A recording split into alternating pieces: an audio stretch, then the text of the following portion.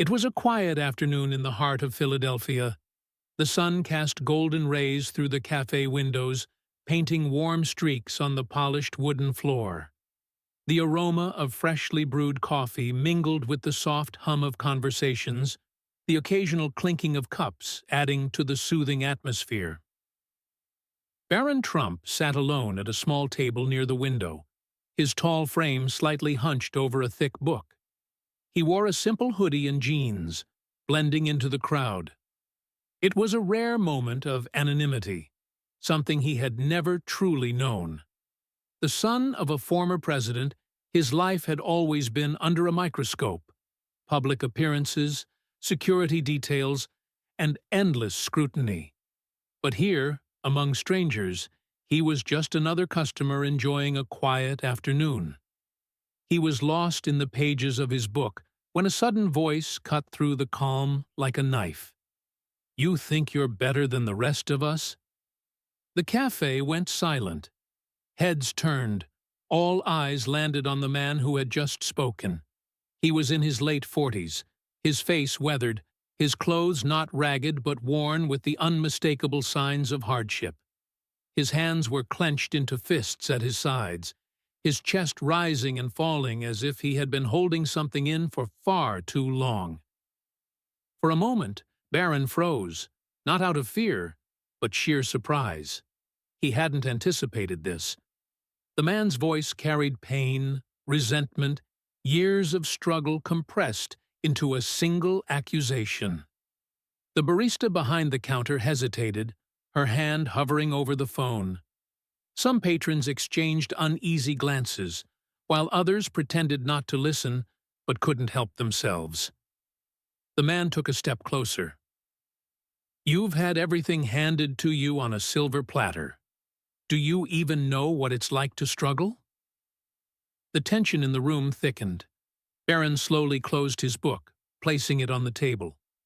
When he looked up at the man, his expression was calm, his voice steady. "Sir, I don't know what's upset you, but maybe we could talk about it." The man let out a sharp, bitter laugh. "Talk? What could you possibly say that someone like me would want to hear?" Instead of meeting the man's anger with more tension, Barron did something unexpected. He gestured to the empty chair across from him. "Please, sit." The offer was so disarming that for a moment the man faltered. His fists loosened, but his stance remained defensive. "Why would I sit with someone like you?" he sneered. "You're just another spoiled kid who'll never know what it's like to live in the real world." A few patrons whispered among themselves. The barista took a cautious step forward, unsure whether to intervene. But Barron didn't flinch. "Maybe you're right," he admitted. "I haven't walked in your shoes. But if you sit down, maybe you can tell me what that's like." For the first time since the confrontation started, something shifted. The man hesitated, then, almost against his own will, grabbed the chair and dragged it noisily across the floor before sitting down. His arms remained crossed, his jaw tight. "Fine," he muttered. "You want to hear about the real world? I'll tell you." A heavy silence settled over the cafe. Even those who had pretended not to listen leaned in slightly. The man took a deep breath, his chest rising and falling. When he spoke again, his voice was raw. "You look at me and see some angry guy yelling in a cafe, but you don't know what it's like to lose everything." His eyes darted around the room as if daring anyone to challenge him. Then, his gaze settled back on Barron. "I had a job, a family, a decent life. Then the factory I worked at shut down. Hundreds of us left with nothing but empty promises. I tried to hold it together, to find other work. But when you're scraping by, it doesn't take much to break you." His voice cracked. "My wife left, took the kids, said she couldn't do this anymore. And you know what? I can't even blame her."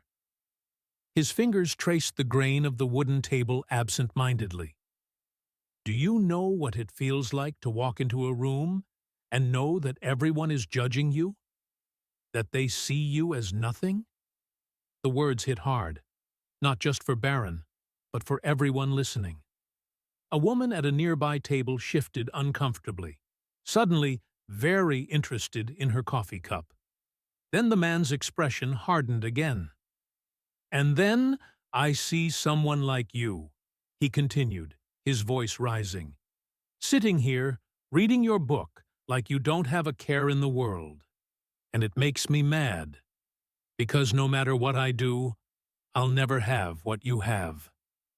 His voice carried the weight of years of resentment. But Barron didn't rush to respond. He let the words settle. When he finally spoke, his voice was calm but firm. "I don't know what it's like to be in your shoes," Barron admitted, "but I do know what it's like to be judged before I even say a word." The man's jaw tightened. What could you possibly know about that? Barron took a slow breath. "People see my last name, and they think they know who I am. They assume they know my beliefs, my character, my entire life, before I've even spoken. They don't see me. They see a symbol, someone they can project their frustrations onto. Kind of like, what's happening here?" For the first time, the man looked uncertain. His arms slowly loosened from their defensive cross. "I'm not saying my struggles are the same as yours," Barron continued. "They're not. But pain is pain. Feeling like you'll never be understood. That's something we all experience, no matter where we come from." The cafe was utterly still. Even the barista had stopped mid-step, her tray momentarily forgotten. Barron leaned forward slightly. "I'm not here to argue with you. I'm not here to change your mind. I just want to understand. Because I think we're all carrying things that no one else sees. And maybe, just maybe, we'd be a little kinder to each other if we did." The man exhaled sharply, as if letting go of something heavy. "You really believe that?" he asked, his voice quieter now. Barron nodded. "I do. And I think maybe, deep down, you do too. Otherwise, you wouldn't have told me your story." The man blinked. His tough exterior cracked just a little more. Then, unexpectedly, he reached across the table. His hand, rough and calloused, was outstretched. Barron hesitated only for a second before clasping it firmly. "I'm sorry," the man said, his voice thick with emotion. "For judging you before I even knew you." Barron smiled. "And I'm sorry if I ever gave you a reason to feel that way." The handshake lingered. Then the man pulled back, smoothing his shirt awkwardly. He looked around the cafe, suddenly aware of all the eyes on him. "I think I owe everyone here an apology, too," he said, his voice carrying across the room. "I came in here angry. But this kid, he reminded me that sometimes we just need to listen." The cafe erupted in quiet applause, not loud, not showy, but heartfelt. And in that moment, something changed. Not just in the cafe, not just for Barron or the man across from him, but for everyone who had witnessed it.